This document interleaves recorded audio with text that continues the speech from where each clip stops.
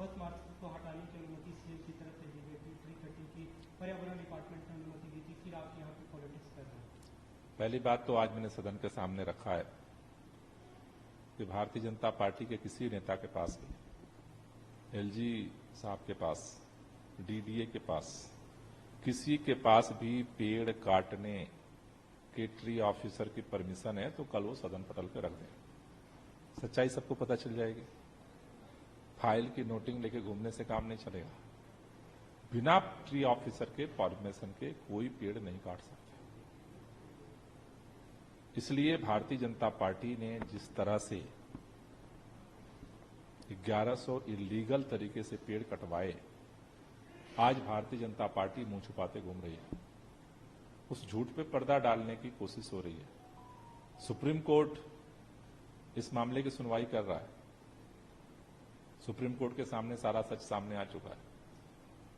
इसलिए एक चीज साफ दिख रही है कि किस तरह से भारतीय जनता पार्टी को इस बात की चिंता नहीं है पेड़ लगाए कैसे जाए, बल्कि पूरी भारतीय जनता पार्टी इसके बचाव में लगी हो कि पेड़ काटे गए और पेड़ काटने वालों को बचाने में पूरी भारतीय जनता पार्टी लगी है। बस मार्शल्स का जो मुद्दा है उसे लेकर काफी हंगामा हुआ, एक बार प्रस्ताव पास कर चुके हैं लेकिन हुआ कुछ भी, इसके बाद अब क्या?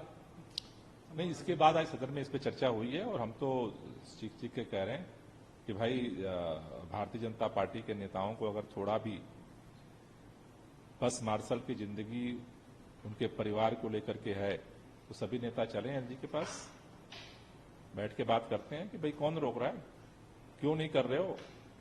अरविंद केजरीवाल की सरकार ने इन 10,000 लोगों को नौकरी दी।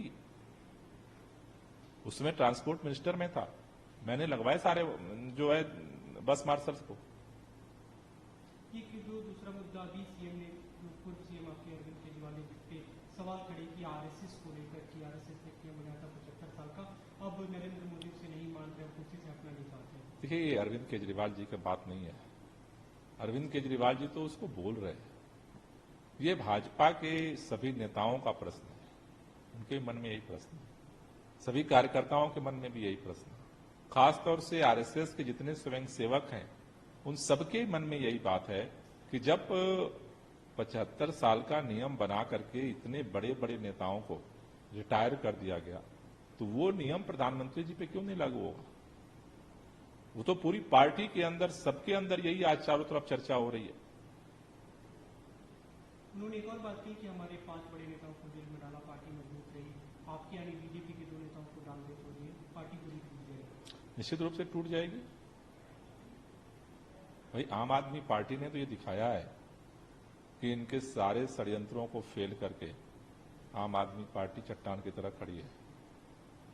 ये सोचते थे कि शिवसेना की तरह, एनसीपी की तरह महाराष्ट्र में जैसे एडीसीबीआई का डर दिखा करके पार्टी तोड़ देंगे। आम आदमी पार्टी तो अब भी खड़ी है मजबूती से, सरकार भी चल रही है और आगे भी चलेगी।